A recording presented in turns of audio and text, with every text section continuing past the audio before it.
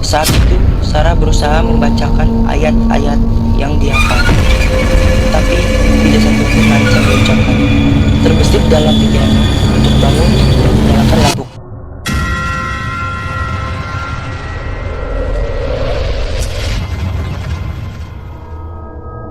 Assalamualaikum teman-teman, balik lagi bersama gua Anto. Di video kali ini gue bakalan lanjutin part 2 dari video yang sebelumnya. Sebelum kita mulai ke videonya, jangan lupa buat kalian semua untuk like, comment, share, and subscribe. Dan jangan lupa untuk nyalain lonceng notifikasinya, biar kalian semua nggak ketinggalan video-video terbaru yang dari gua. Terbesit dalam pikirannya untuk bangun dan menyalakan lampu kamar. Pikirannya, kalau terang, ia akan lebih tenang. Tapi di sisi lain, si Sarah ini malah takut buat nyalain lampu kamarnya. Dia malah akan melihat sosok-sosok yang mengganggunya itu. Entah berapa lama ia terdiam dalam posisi yang sama itu. Suara-suara itu pun tak kunjung pergi. Sarah pun gak berani buat ngebuka selimutnya itu karena dia merasa masih takut. Dia takut kalau mereka bakal muncul di depan mukanya. Padahal saat itu kondisinya udah basah kuyup oleh keringat. Mungkin karena tubuh Sarah udah lemah, dia pun tertidur dengan sendirinya. Dan Sarah pun terbangun saat azan subuh berkumandang. Suara-suara aneh itu pun udah hilang. Meski sedikit lega karena ada suara orang berjalan menuju ke masjid untuk sholat, tapi Sarah pun masih ada rasa takut. Itu adalah momen pertama kali Sarah bertemu dan berkenalan dengan penghuni kontrakan. Walau tidak bertatap muka langsung, namun kenangan itu tidak akan pernah Sarah lupakan. Ia pun tak akan menceritakan kejadian tersebut kepada kedua saudaranya, karena Sarah sendiri pun takut untuk menceritakan ulang kejadian yang telah ia alami.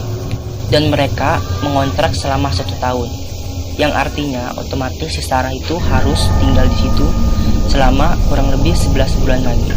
Setelah kejadian itu, Sarah pun hanya mengalami gangguan-gangguan kecil, seperti barang pindah sendiri, selimut ditarik saat tidur, dan melihat bayangan melintas sekejap.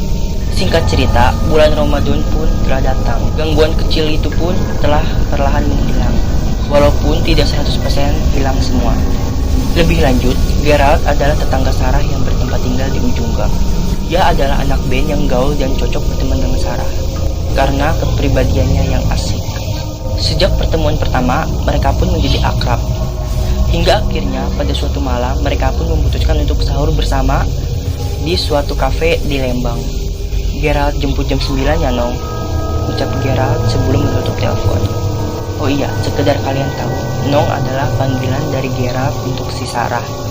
Rencana sahur malam itu pun hanya akan ada mereka berdua, karena teman-teman yang lainnya gak bisa ikut. Gak masalah bagi mereka, suasana alam terbuka dan hawa dingin adalah favorit mereka. Saat itu, Sarah baru saja selesai meeting dengan anak band. Ia bergabung menjadi vokalis di salah satu band. Hobi Sarah emang bernyanyi, dan kebetulan band Sarah dan band Gerald ada di satu base camp. Gerald sendiri pun tidak ikut meeting karena ada keperluan. Setelah sampai di rumah, Sarah pun segera berbuka dan sholat maghrib. Ia pun mengunci pintu dan berbaring sambil membaca pesan yang masuk. Lalu ia pun tertidur. Dalam tidurnya, Sarah bertemu dengan Gerald. Seketika ia langsung terbangun karena kaget.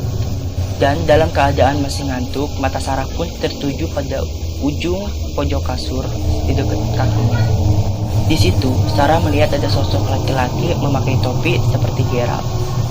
Ia kemudian menutup matanya, dan tiba-tiba ia pun teringat bahwa pintu kamarnya sudah ia kunci sebelum tidur. Lalu, bagaimana si Gerald itu bisa masuk? Sarah pun terheran-heran, dan suara telepon pun masuk. Halo Nong, Gerald bentar lagi jemput. Udah siap kan? Kata Gerald dengan bersemangat. Ralph, lo tadi ke kamar gue? Tanya Sarah dengan mengabaikan pertanyaan Gerald.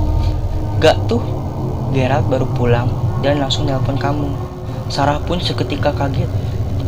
Iya, 15 menit lagi ya jemputnya, saut Sarah. Ia tutup telepon dan segera keluar dari kamar.